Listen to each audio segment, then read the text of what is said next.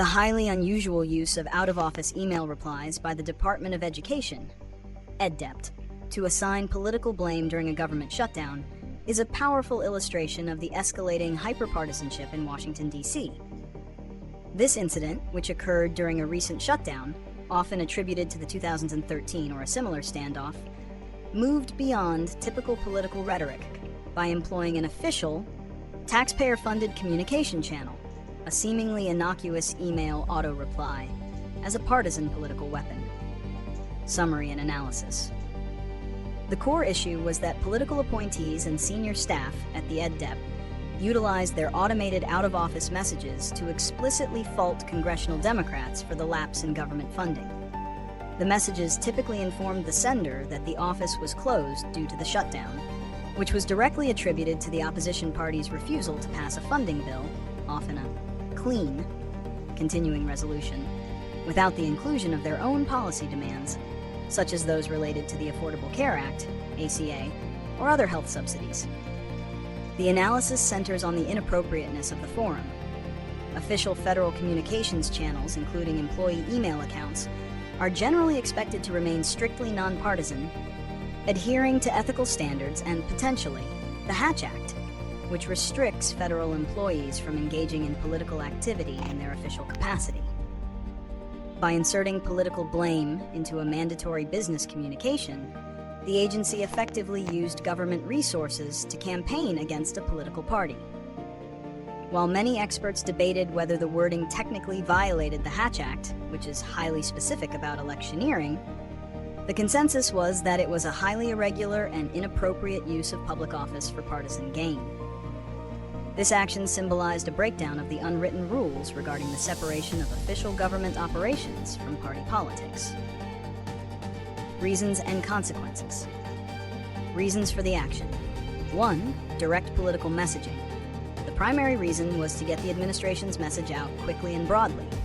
An out-of-office email reaches virtually anyone attempting to contact the department, including the press, interest groups, and the public, making it a highly effective, low-cost propaganda tool. Shifting blame. By proactively blaming Democrats, the administration sought to control the political narrative of the shutdown, painting the opposing party as the obstructionists who were prioritizing policy demands over keeping the government operational. 3. Mobilizing the base. The message was also likely aimed at reinforcing the administration's core supporters and political staff, affirming their position in the legislative stalemate. Consequences of the action. 1. Erosion of trust and ethical concerns. The move immediately sparked outrage from critics, who saw it as an ethical lapse and an abuse of government resources. It further contributed to the public perception that government institutions are being politicized. 2.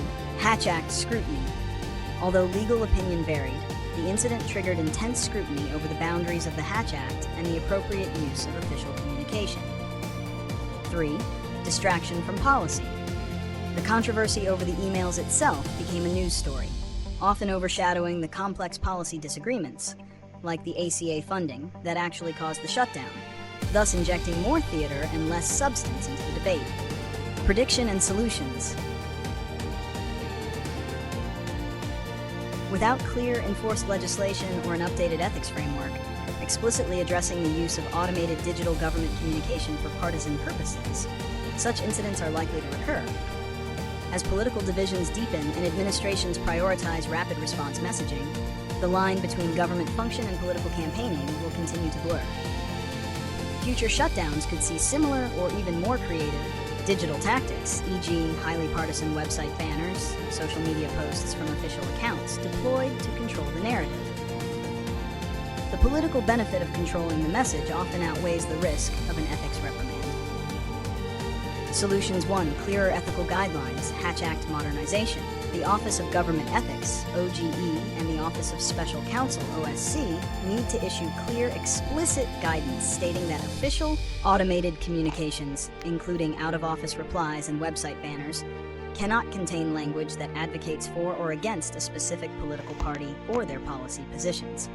The guidance should cover all forms of digital communication. 2. Nonpartisan communication protocol. Federal agencies should implement mandatory, non-negotiable protocols for shutdown communications.